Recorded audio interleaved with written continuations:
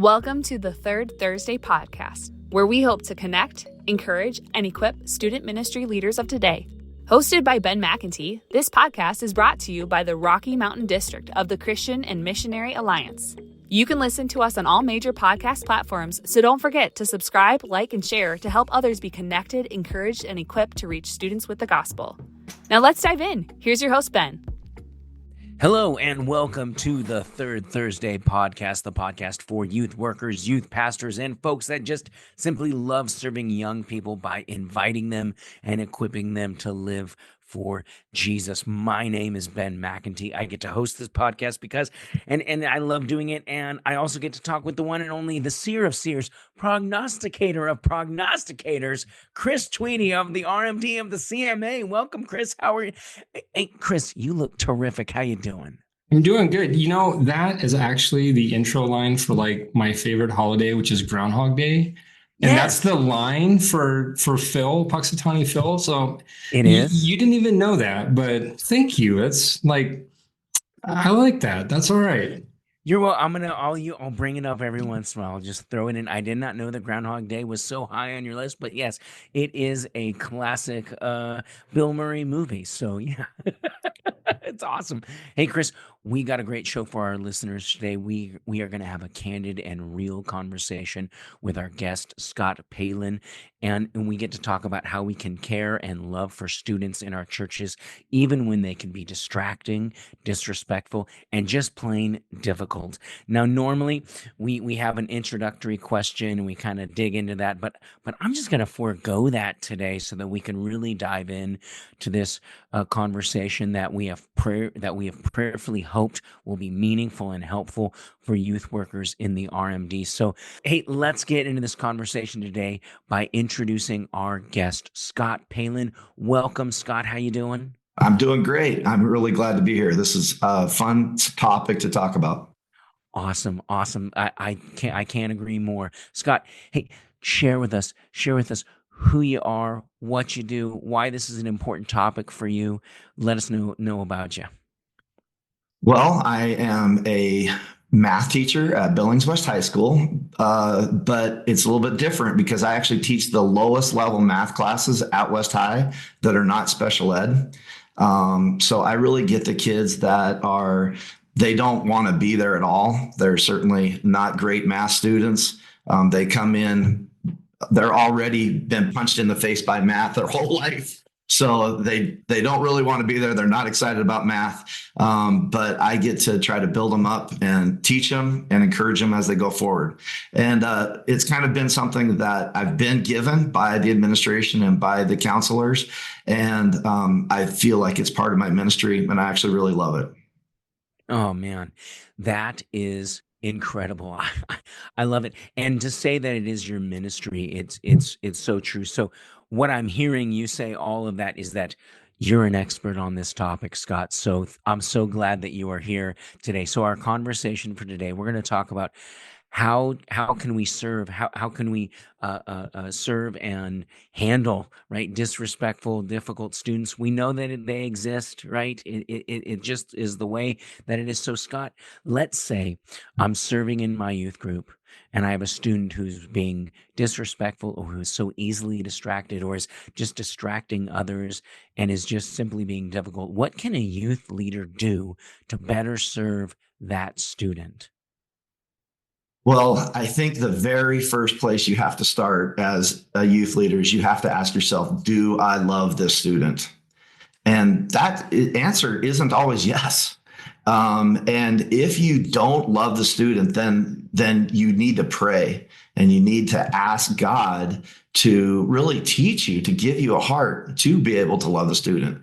Because I'll guarantee you there's going to be some kids that are going to roll into your youth groups that they're easy to love. They're fun. They're enthusiastic. They love being there. They're just easy. And I even think as a parent, we have kids like that. And then there's some kids that are just more difficult to love. And sometimes they roll into your youth group and you're just like, oh, here we go again. And that is real. It's a real feeling. And guess what? Those kids that are difficult to love, they know that they're difficult to love. So the place to start is, do I love the student? And I teach young teachers at my school. I've been at West for 32 years, and the administration kind of gives me the job of teaching the teachers. And a lot of times they'll come to me and they'll say, okay, what should I do? And the very first thing I ask them is, do you love that student? Now that's kind of an interesting question for somebody who, isn't necessarily thinking about being a Christ follower. And they'll kind of go wide eyed and they'll be like, no, I don't love them. And I say, at that point, I really challenge them, learn to love your students. Because if you love them and they know you love them, you can screw up a lot, and they know you love them. They're going to give you a break. But if you don't love them, it doesn't matter what you do. It's not going to fly because they know you don't love them. Yeah. Yeah. Hey, I love that. And Scott, I love the honesty to be able to say, hey, some students are hard to love and some students are difficult to love. We're called to love them all. Absolutely. But some are. And I think there's some youth leaders who are hearing this and going, wait, I can I even admit that? And I think that we need to admit that to ourselves, that some are hard to love. I think that's really beautiful and profound. Thank you. So how do you show, or what are steps that you take to show students that you love them? Well, the first thing that I would say is that if you have a kid that's really misbehaving, you have to understand that they're not misbehaving because they hate you. They're not misbehaving because they're purposely rolling into youth group and they're coming at you with all of their misbehavior. And a lot of times we as teachers or youth group leaders, we make it about us. It is not about you. There's something that's happening behind the scenes that you can't see. And so number one, don't take it personal. And the other piece of that puzzle is you have to realize the kids that are the hardest to love are the ones that need it the most. You have to realize, hey, that kid he's difficult or she's difficult, but guess what? She needs more love. If you flip the other side of the coin and you have, Sally who's coming in, loves being at youth group, loves reading her Bible, loves praying.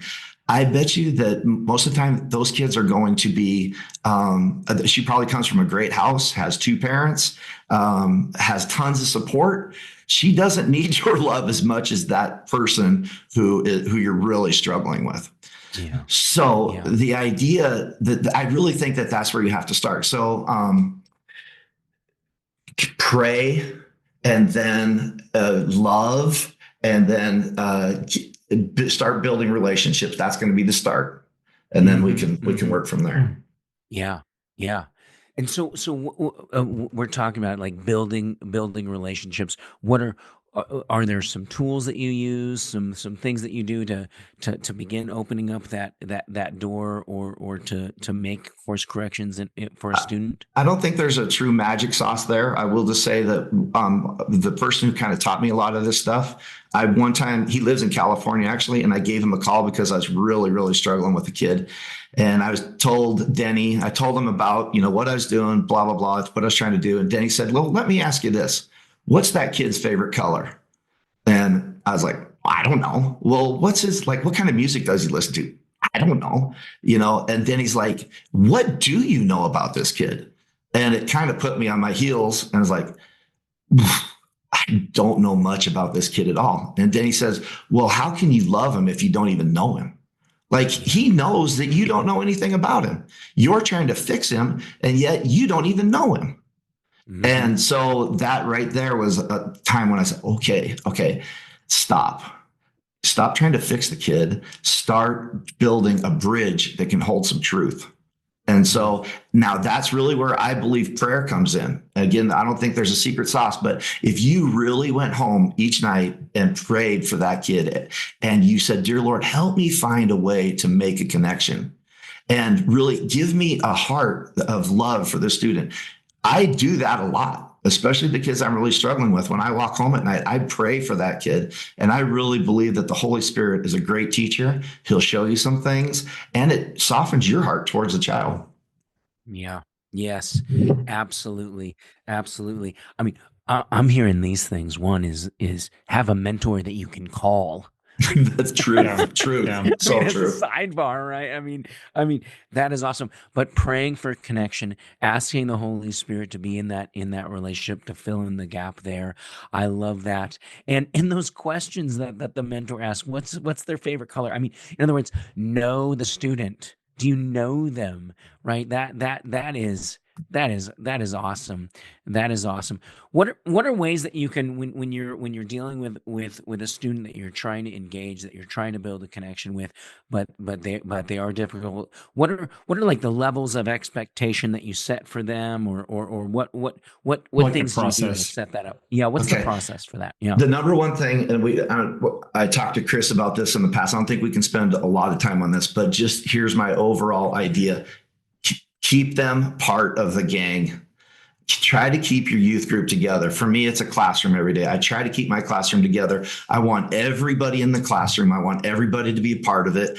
And I don't want to develop any systems that are going to ostracize anybody. I think that that's really big. Kids know when they're being ostracized, and kids know when they're being separated, and they hate that. So from your high flyers to your lowest kids with their eyes down in the dirt, try to keep them together. Develop an identity of, hey, we are all in this together, and I think you're going to have a lot more success. So these are some foundational things Yes. that we'll go through a core.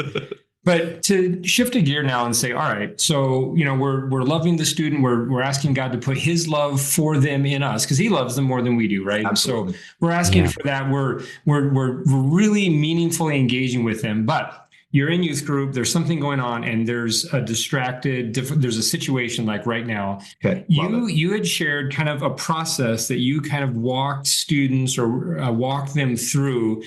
Walk us through that a little bit, how you tangibly begin to work a situation like that. Okay, love it. And everything that I've said up to this point really lays the foundation for the rest of this. If you don't have that, then the rest of this isn't going to fly.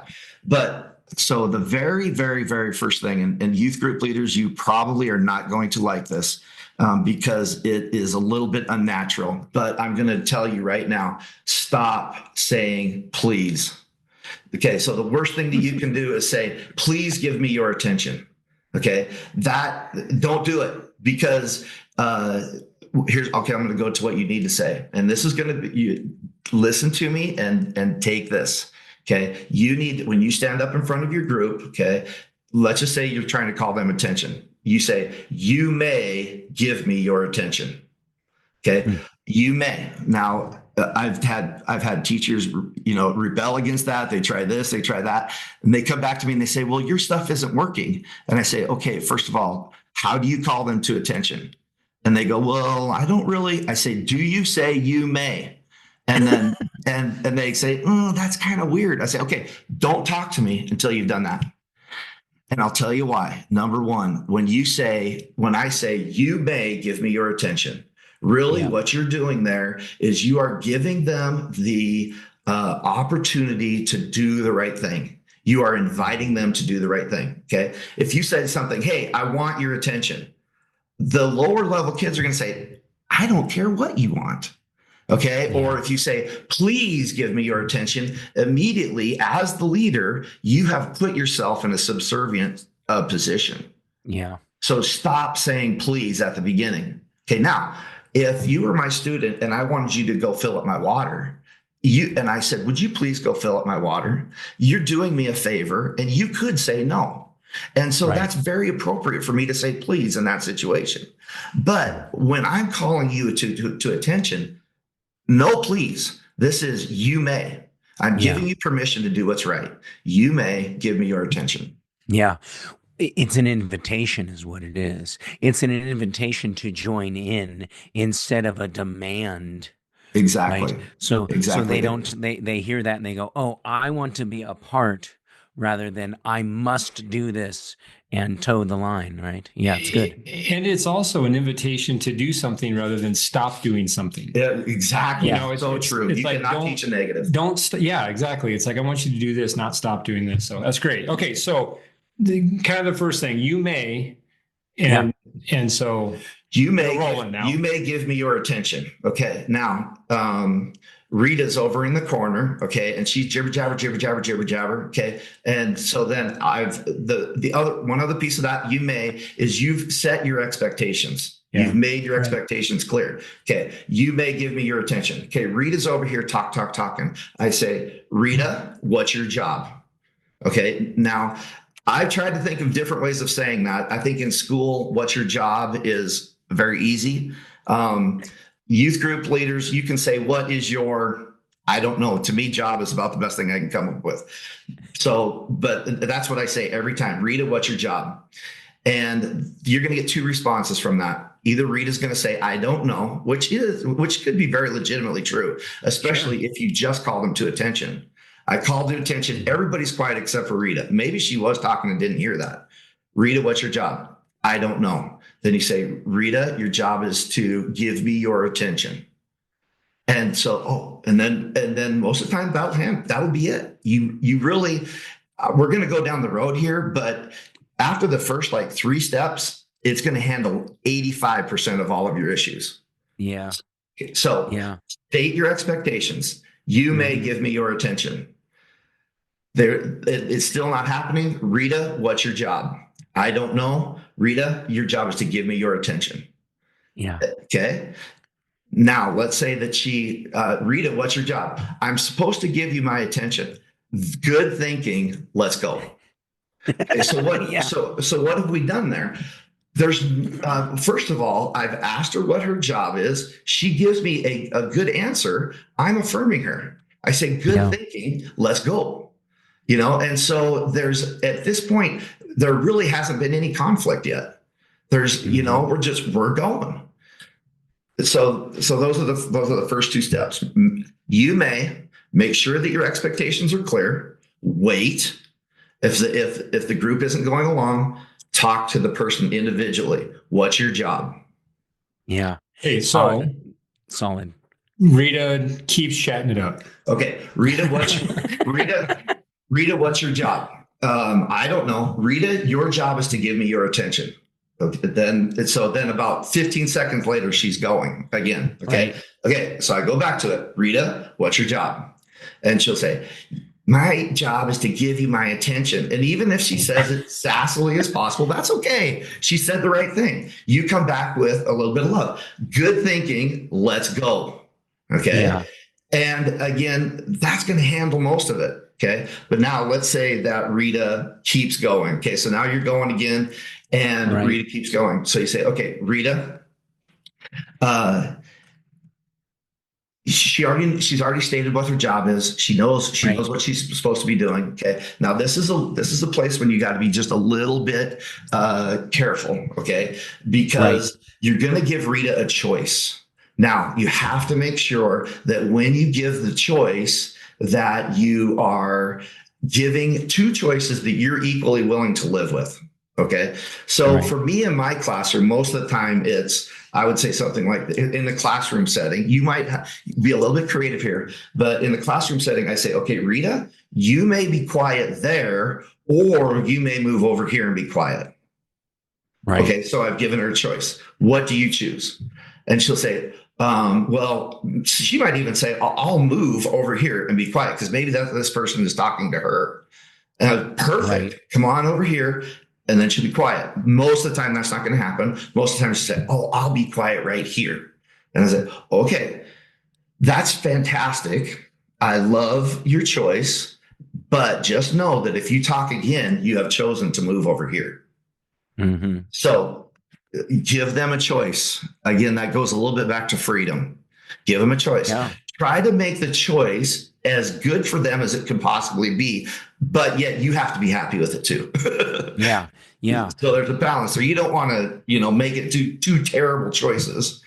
Absolutely. Absolutely. And really what the choice ends up being is you either get to be in the group right, in with us, or you're going to be removed from the group in a way of in a manner of speaking. So that's the option you're giving them. And the other piece of that Essentially. puzzle is I want to be as slow to remove them from the group as possible. So Scott, just to be clear here, you're not talking about moving them out of the group at this point. Not yet. Just moving to another part of the room. Yep. That is maybe less distraction. Yes. Yes. So let's say that Rita's chatting along still, and you're like, okay, Rita, you've continued talking. You've made a choice to move over here. Yep. Okay. So now she's in the new spot. Yep. But still together. But still, yes, we're trying to do everything we can to keep them part of the group. But she's still being disruptive. Okay. Where do you go from there? Okay. Then now we're starting to walk her out the door. Okay. For a little bit of time. So then, I mean, I'm going to say this over and over and over. If you set up those first 3 moves, you don't get this far very often. Sure. But let's say she keeps going. Okay. Then I say, okay, Rita, you may be quiet here, or you may step into the hall and you'll wait out there until I can speak to you. Okay. Again, most of the time they're going to be quiet there, but there are some times when I've had a kid just get up and go out in the hall, and that's okay. Yeah. That's okay. Actually, I don't mind it when a kid goes to the hall, not because I want to get rid of them, but because it's going to lead to a very important conversation very quickly. So agreed. Yeah. Keep going, man. So so let's say that she says, I'll just stay here. Okay. She talks one more. Okay. But then I'll say, okay, Rita, I'm glad that you're choosing to stay a part of the group. But if we have this conversation one more time, that means you want to go out into the hall. So again, what am I doing? Every time I'm setting the expectation. Nobody's surprised. Plus, what's happening with the rest of this youth group? Right now, the rest of the youth group is turning on Rita. She's like, are you serious? We're really going down this road. So what you're doing is you're getting it's peer pressure, but you're getting some peer pressure working against Rita. Right. And also, now let's say that she keeps going. You say, okay, Rita, I'm really sorry to do this. I really want you to be a part of this group, but right now you need to go to the hall and you need to stay out there until we can have a conversation. So now she leaves. So and then the whole class, the whole room is just like, finally, but also nobody can say that you were too quick with the trigger. Right. It took you a while, probably a little bit too long, but it's better to let her be part of the group for a little bit longer than to immediately bounce her out, because then some kids will say, hey, that wasn't fair. You need to have the consensus of the group on your side, and they need to know that, hey, Mr. Palin was more than fair. And that, that process took a little bit. So this is good. And it's rare and this isn't going to happen a lot, but you've got a student that's outside of the group, outside of the, they're in the hall of the church or wherever you're meeting. This is, I think, really important. We talked about this before recording. Tell me about how the last move in this is really, really neat. So, number one, do not leave them out there for more than 2 or 3 minutes. Find a way because again, remember at the very beginning, we said we want them to be part of the group. Find a way to get your group together and say, hey, you know what? I really need to talk to Rita. Maybe you have an assistant that can help you and they can take over, whatever, but don't leave her out there for 7, 8 minutes. No, 3 minutes max. Okay. Now you go out there. And this does happen with me sometimes for some of my roughest kids. But the very first thing I'll say when I go out and meet Rita, I'll say, Rita, is there something I've done that's causing you to behave this way? And that is something that kind of shocks them. They're like, they are not expecting that. They're expecting you to come out and just, blow them up. But when you ask that, it does open you up a little bit. Like maybe there is something you've done that's causing her to behave that way. So if she has something to say, listen. And if there is anything in there that you can legitimately apologize for, apologize. Okay. So, Rita, is there something I've done that's causing you to behave that? Yeah. Before youth group started this afternoon, I don't know what, you said this. And you made fun of this or something. And you're like, oh man, I didn't realize that I'd hurt her in that manner. Right. And so then immediately right there, I'll say, You know what, Rita, I did not mean to hurt you. And I understand what's happening here. And I'm sorry and apologize for as much as you possibly can. Yeah.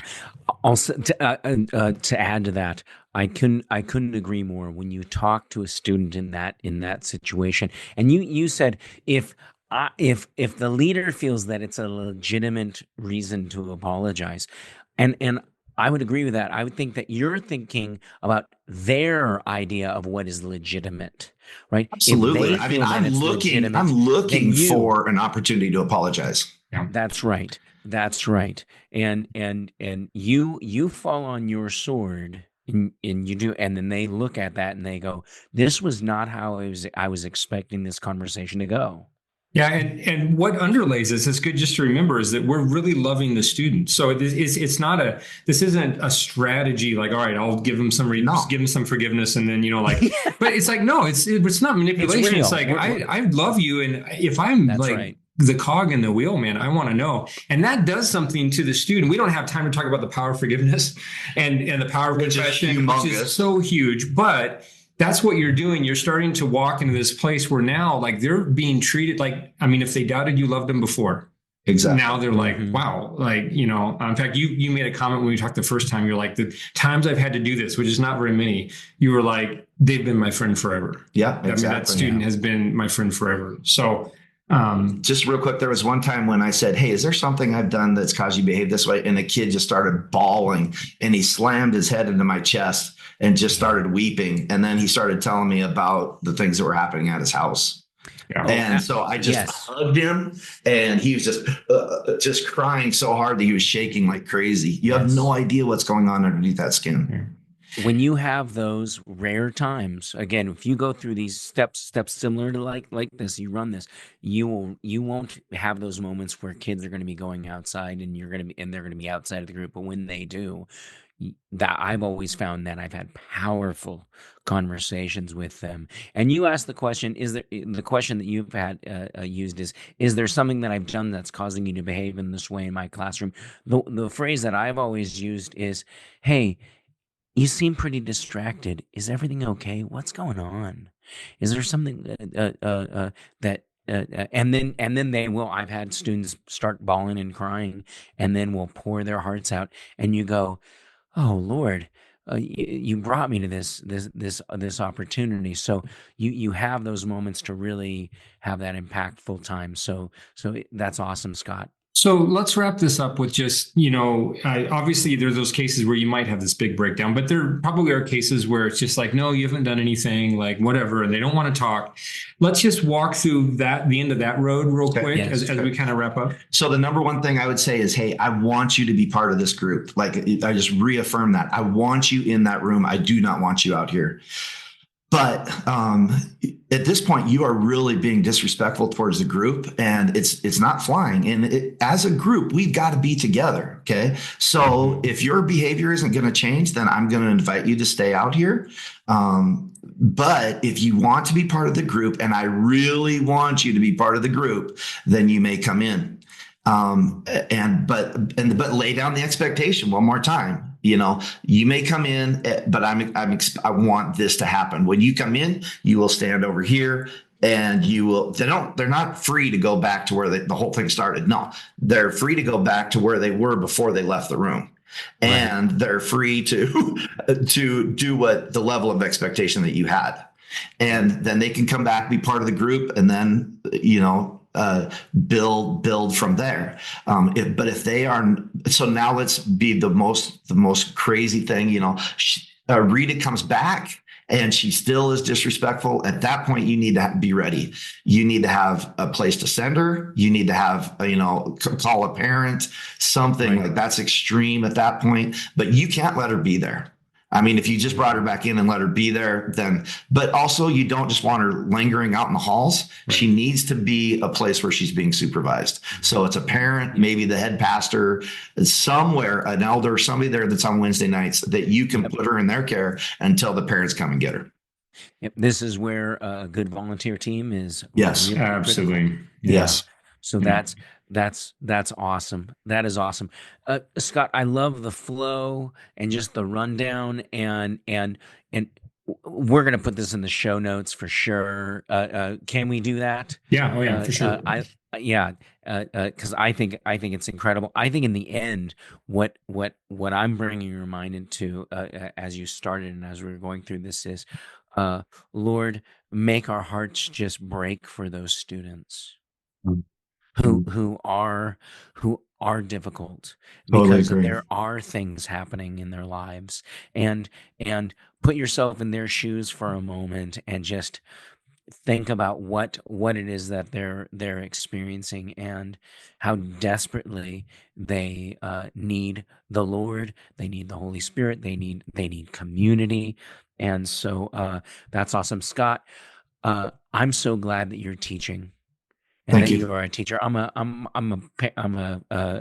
My parents were both teachers for 20 plus years each, high school teachers in public and private schools. And man, you're doing the Lord's work. And the I fact that you agree. go like, I take the students that no one else wants, that right there, that is just, I love it. I love it. So thank you for that real ministry, and for coming in and just sharing with us from the from the front lines of having to deal with students, and then showing us how you care and love for them. I would love to have you be my teacher.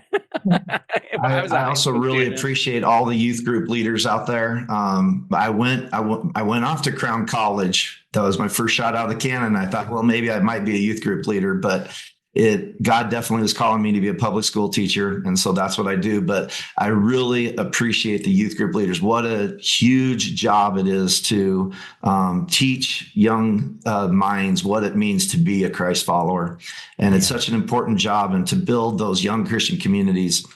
Huge. Yeah, it's great. Awesome. Good stuff. The C&MA. I'm just going to say it again for the challenge for you guys that are listening. Sometimes things that are really effective feel awkward at first, but give it a shot. There's a great way to set the expectation. That was a huge piece of this. So Scott, thanks just for sharing everything, and it was so great to have you on. I really enjoyed being here. Thank you guys for what you're doing.